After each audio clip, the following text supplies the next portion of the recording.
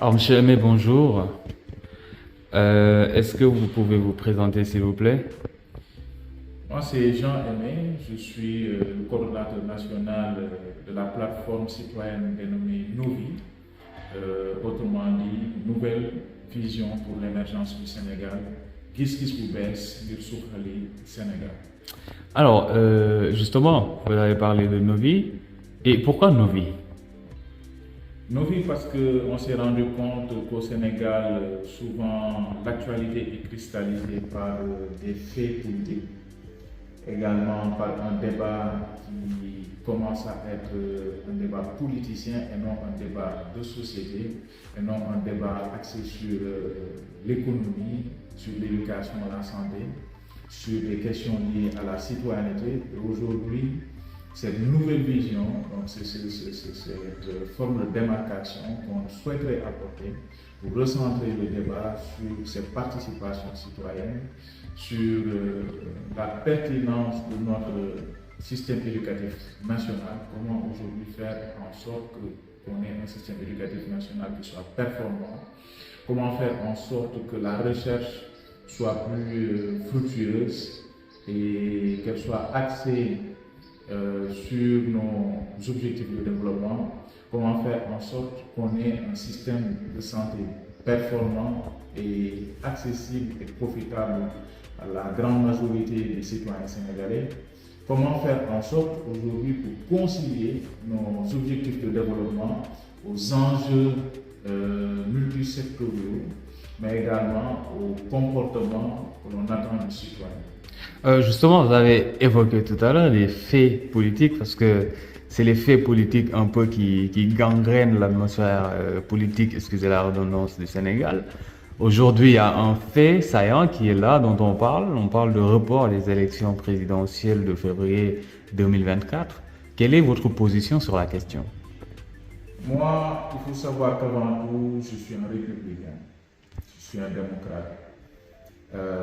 Ceux qui parlent de report des élections, peut-être qu'ils sont de bonne foi.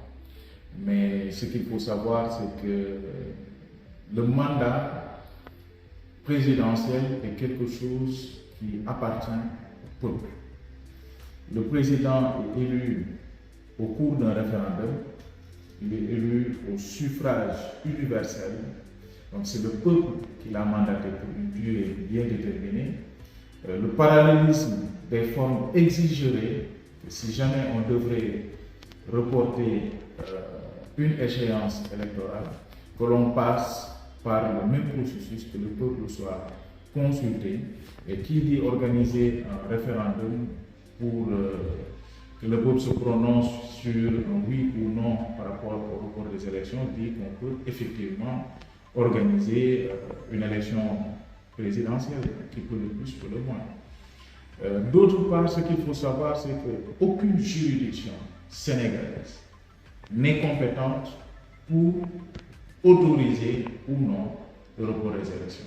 Autant le Conseil constitutionnel avait jugé que le mandat du président est hors portée de la nouvelle de la Constitution de 2016, autant un mandat présidentiel n'est pas extensible à ceux. Aussi, la société civile, les partis politiques, quoi qu'ils puissent être représentatifs d'une partie de la population, cependant, ils ne sont pas des instances représentatives reconnues par la Constitution. Le président lui-même n'a pas cette prérogative. Par conséquent, seul le peuple peut être consulté pour, à travers un référendum, comme je l'ai dit tantôt, pour le report des élections. Et cela suppose qu'il y ait vraiment, qu'on soit en situation vraiment exceptionnelle, en situation de guerre ou autre chose, et ce qui n'est pas souhaitable. Mais justement, quelle est votre perception? Pensez-vous que qu'au soir du 25 février 2024, on aura des élections paisibles, transparentes, inclusives, vu la situation actuelle du pays, sur le plan politique, bien sûr? Alors, c'est vrai qu'il y a une tension électrique, voilà, liée au fait qu'il y a un bras de fer entre pouvoir et une partie de l'opposition.